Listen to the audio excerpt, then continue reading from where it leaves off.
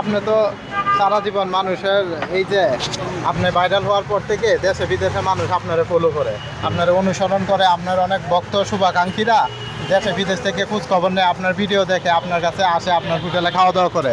তো রাগ অভিমান সুখ দুঃখে 1 বছর উপরে চলে গেছে, আর একটা ঈদ চলে আসছে। তো এখন সুখ দুঃখ ভুলে গিয়া, রাগ অভিমান ভুলে গিয়া সবাই একটু ঈদের শুভেচ্ছা। না, আমি তো কেউ লোকের রাগ নাই। আচ্ছা, আমি কেউ লোকের রাগ নাই। যেমন দুই একজনের উল্টা পাল্টা কন্টেন্ট বানাইতো হ্যাগর লোকের রাগ, আচ্ছা, আর নাহলে আমি কেউ লোকের রাগ নাই। তিরিকা আমার তো কেউ তো না, আমার সাউন্ড থোন নাই, কেউ তো চাওয়া ভাওয়া নাই। আমি কেউ তো থইলে না একটা চামু প্রিয়। আমি কোনো রকম যে কোনো একটা কাজ করি করিয়া খাইতে আসি। আলহামদুলিল্লাহ আমার আল্লাহ খুব ভালোই চালাইতেছে। মাঝের তো আপনারা আয়া কয়েকটা ভিডিও করেনে আমগরে চিনছে, আমগো মন মানসিকতা জানছে, এটাই আমগো গৌরব।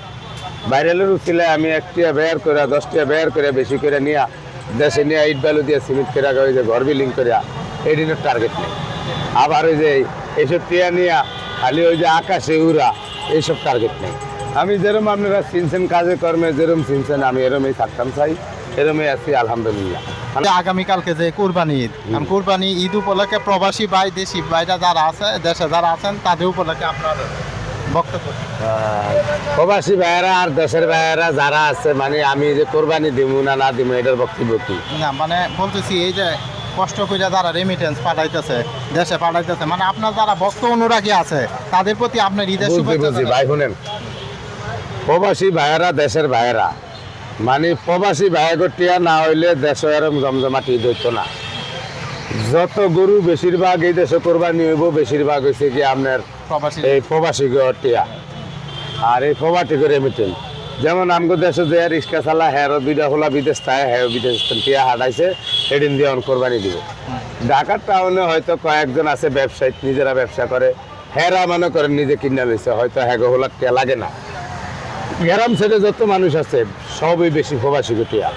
আর প্রবাসী গটিয়া না হইলে বাংলাদেশ এরকম সুন্দর একটা উৎসব কখনো বাংলাদেশের মানুষ দেখতো না। একমাত্র এই প্রবাসী গটিয়া জোরের লিগেই এই বাংলাদেশে এই উজ্জ্বলতা।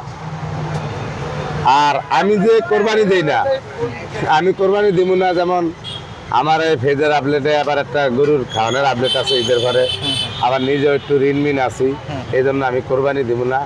এই হচ্ছে সর্বশেষ কথা। সবাই একটু ঈদের শুভেচ্ছা জানাই দেন। হ্যাঁ, সবার ঈদের শুভেচ্ছা। প্রবাসী ভাইয়েরা দেশের ভাইয়েরা যারা আছেন সবাই আমগো একটু দোয়া করবেন, আমরা করে দোয়া করবো। আমরা কিন্তু করে দোয়া ছাড়া কিছু দিতে পারব না।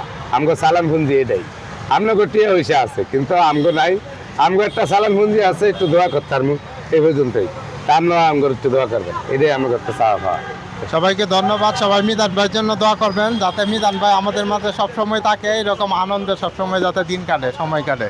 সবার জন্য শুভকামনা। আসসালামু আলাইকুম।